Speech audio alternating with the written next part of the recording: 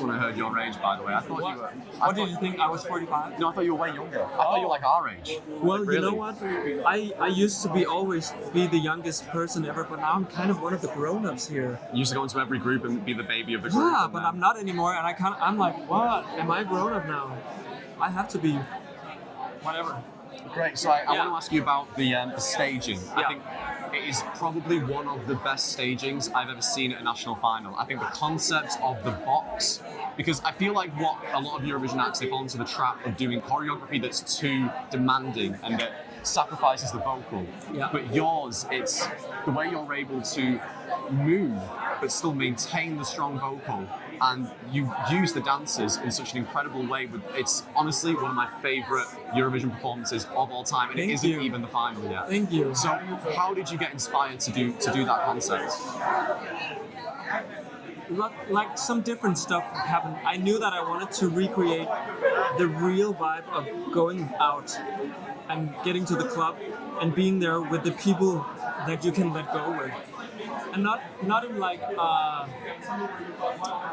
a set up or choreographed way. I wanted it to be authentic. And then I also wanted to bring my experience as musical theater artist. So my job is to sing and dance at the same time, and I was like, I need to do that. But most importantly, I also need to tell a story, especially if I do it in my own language. People have to get a story out of it even though they don't know the lyrics. So I also didn't just want to use the dancers as backup dancers. I wanted it to be a real relationship between us. And that's kind of how we worked it out. Yeah, so the box was the first thing that happened, and then the whole narrative of me wanting to be part of their party, and then I guess I have to climb it and get inside it, and like that whole thing was just like a creative like process. What do you think of the UK's song? I think it's so fun.